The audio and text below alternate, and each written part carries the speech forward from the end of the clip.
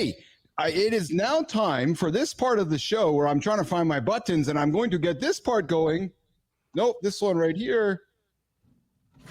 Yep. Morning Loop Reloaded with the Highline Pipes. I know Seth loves this. I know that Seth, yeah, exactly. Yeah. The Morning Loop Reloaded with the Highline Pipes bringing us in here, 9 o'clock Eastern time. The second hour begins. And I said the last hour that I had a big announcement today. I have a big announcement today, and I'm going to make it right now. Have your ears perk up with what I'm going to say next. Starting next week, Nation, this show is moving to 2 hours. Yes, you heard it correctly. John's like, what? What do you mean 2 hours? I got to go for a crap in the second hour at a certain time? Yes. Marty's, what are you talking about? Starting next week, we are going 2 hours. Mornings in the Lab with Keith, John, Kristen, Christina, Flynn, and not Seth, but we will have good time. Good time will be here every single day. We'll have Seth tuning in as well along the way. But guys, for the second hour, here's what's happening. Monday, Wednesday, Friday, we are bringing in Jory Jansen and her team. We have an official nutritionist joining the lab. We have all this great advice from Johnny bringing it to the table. We now have we also have a registered nutritionist joining the lab here Monday, Wednesday, Friday for the protein break, which will drop tips and tricks and advice to help you guys hit those nutrition goals. Then on Tuesdays and Thursdays, our friend AJ Zeglin, the mental psychotherapist, is joining us to help us take the mind to achieve those big ass goals. So next week, Mornings in the Lab goes from 7 o'clock Central Time, 8 o'clock Eastern Time until 10 o'clock with 2 hours of awesome content, adding in 2 additionals. And then the final one from 8:45 till 9 o'clock, Keith and Christina are going to sit down with business and brand. Going to help you guys with your business, going to help you guys with your brand, and help you guys achieve those big ass goals. So next week, Mornings in the Lab goes to 2 hours starting on Monday, going into the last quarter of the year, and stay tuned for a lot of other exceptional things happening. We got the League of Business Athletes launching here in a couple of weeks, a place for you guys. Listen, gentlemen, one of you guys might be rolling over this morning, waking up going, I don't like how I look.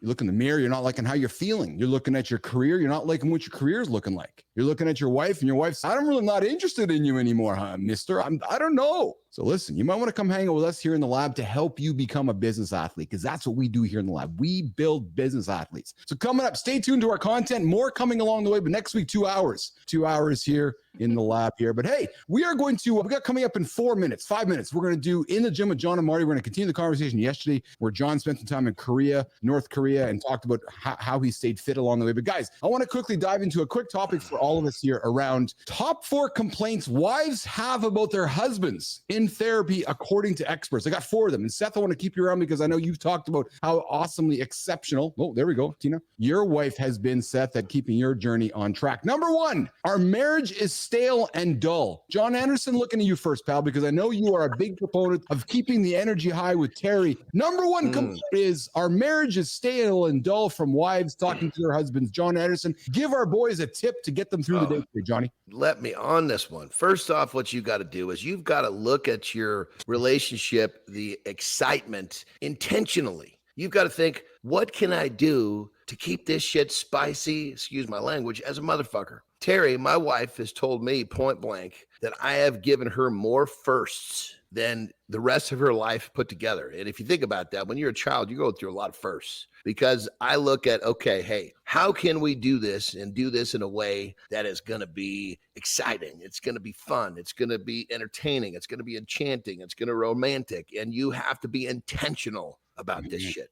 Don't just wake up and wander through your life, including your relationship. Yes. Christina, our marriage is stale and dull. What are you saying to that, my friend? It's so easy to get there. And it's so hard to think that you will get there when you're in those early stages where you don't have kids. It happens overnight. And all of a sudden you're playing catch up and you're going, how the fuck did we get here? Versus actually what Jon is saying, being intentional about the fact that if you ignore it, it's a guarantee. It's going to, shit's going to get bad. And I say that from personal experience. I had that talk, and most of us have had that talk with my wife, sat me down, was like, the fuck are we doing? Why are we living like this? I don't want to live like this anymore. And you realize how bad it is. And then you're playing catch up. So be intentional. Like Jon said, know that if you're not, it's a guarantee it's going to happen. Try to get in front of it before it does. Yeah. Seth, our intimate life doesn't satisfy my needs and desires. Hey, Seth, that's a good soundbite. It's going to show up on LinkedIn today. Hey, Seth, our intimate life doesn't satisfy my needs and desires. The most common reason that keeps married women unhappy is incompatibility. Their husband doesn't understand, and in most intimate situations, doesn't care for their pleasure. Seth, let's talk about the intimate life and how we can focus on keeping our wives happy when their needs and desires aren't being fulfilled. Seth Kuhn. Okay. The thing that comes to mind is love is not selfish. And that's in the whole relationship. And that includes the bedroom. You can't be selfish there either. So yeah, you got to be thinking about the other person. And it's a beautiful thing when you do and when they do. And you're a couple and you're together and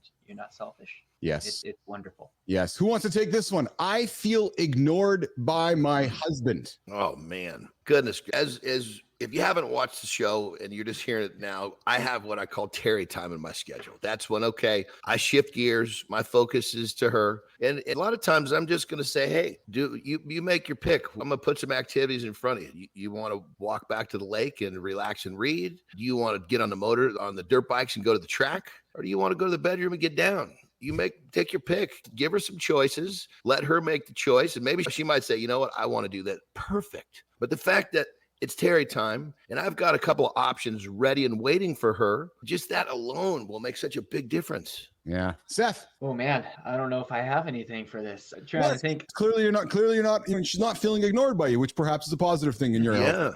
Yeah, there's little ways you can show them that you're thinking about them. A little I love you text. Yes. It doesn't have to be ornate, but I was at work and I thought about her and I said, and there have been times I'm at work and I'm going by a bunch of wildflowers. I stop, I pick them, I tuck them into a water bottle and I bring them home. And that's massive, brother. Massive. It doesn't have to be huge. Yeah, that's exactly it. So last one but not least, my husband doesn't know me. One of the comments here was, in my 30 plus years of relationship therapy, the biggest complaint that this therapist said was the husband has lost track of who the wife is. They don't know their wife, does not know their partner. Marty, going to look at you, pal. I know that you're not in a long-term 20, 30, 40-year relationship right now, but talk about that comment of not knowing somebody over time. And just like, you're just losing track of who they are and what they're all about and just having complete interest as life goes on. How do you think we get ahead of that, Chris? Sorry, I was laughing at Brown Baldy's comment down there. Yes. It's pretty funny. But anyway, I think that it's easy to get caught up because a lot of this stuff even applies to me, even though I'm not married. Yes. I've heard some of these complaints, but I think it's easy to get caught up, especially business guys. It's easy to get caught up when things aren't going our way, when it's difficult at work.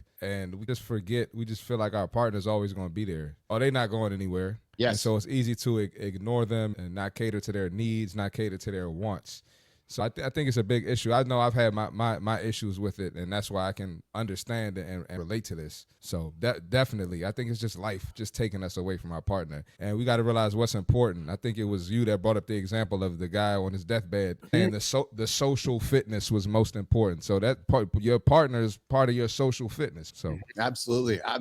So we're coming up here at the 50-minute mark. We're going to get to the gym and Jon and Marty in the gym segment here in a quick second here. But I do want to address some of the comments here. RM coming in with, or good time, saying, I love the honesty. Absolutely. That's what you get here on the show. Good time. We bring nothing but honesty. Hey, team, we got to get good time on the show sometime, man. We got to get good time in here and bring on the show this and hang out. Arm comes in with me when it comes to needing a partner without having to be asked, especially when it comes to kudos and things like that. And then I got to put Brown Buddy on the stage here. Intimacy is more than just giving her back shots and taking her to Pound Town. It's paying attention to every detail. Great points here. Absolutely. And Shinku Gold. Yes, good to have you here, Shinku Gold. Happy to have you here in the lab. Good morning. Good to see you here, which is exceptional. And I got to say this, guys. I got to say this, Jon, Marty, Christina. Since we've started this show, I've used this show as my own peer conversation with myself for my own relationship. You guys all know how much I love my lovely Lauren, but I use this show to keep myself accountable. Right, where I'm like, okay, maybe I'll be the one who's going to step up because, Jon, it's something you've said, or Marty, I've heard something you say, but I use this show every single day. And I think, Seth, you do too, right? You hear us talk about these things and it's, oh yeah, okay. Yeah, I'll send a text to my wife or say I love you, or I'll say, hey, it's time to have a date. Because, Jon, like you talk yourself, right? If we can't get out here and live the life that we're trying to encourage our audience to live, then who the hell are we? So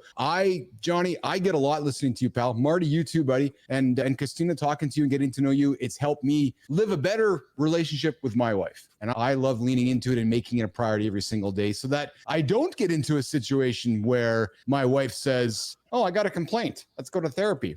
We got to go. We just got to keep going with it. So anyways, let's go to, we got Good Time popping in here. Oh, what do we got here? We got Good Time. Yeah, Keith hit the bagpipes and dance. I'll get to that. That's for sure. And what's this here? Can a dog participate in the group chat? That would be dope. Listen, I got a couple dogs. Johnny's got a couple dogs. Seth, you got any dogs? No, Seth just has insects. No dogs, no dogs joining the chat today. All right, boys, we're going to get to the In the Gym segment, running a couple minutes behind. I'm going to get off stage. Tina's going to get off stage. Seth's going to get off stage. Seth, we're going to come back with the community corner, do the creator spotlight. You're more than welcome to stick around for that if you like, my friend. You know how we like to celebrate, folks. We know we have you on extra time here, which I'm very grateful for. But Jon and Marty are going to get up for a segment we called In the Gym. And it's a brand new segment we launched last week where we put these two experts in the gym and we let them loose. And as you may or may not know, Jon has spent some time in North Korea wrestling. But some of the questions that we had off the show yesterday was, what did you do? How do you keep fit? How do you train when you're not in your regular gym environment? And how do you go run the fucking stairwells? Do you go and do push-ups in the parking lot? And I know that Marty's got a bunch of questions ahead about that. So let's get into that. Seth, Christina, let's get off stage here. And guys, I just got to put this on here because this makes me feel really good. My lovely wife says this: you are a phenomenal husband and always make me feel the most special. So guys, thank you, Lauren. That is awesome. That makes me feel really good. I know they make me feel good. And hey, sorry, nation, you're getting all the love fest coming from the husband and wife on the show. But if you guys don't like it, go listen to somewhere else. Jon, Marty, you guys are up.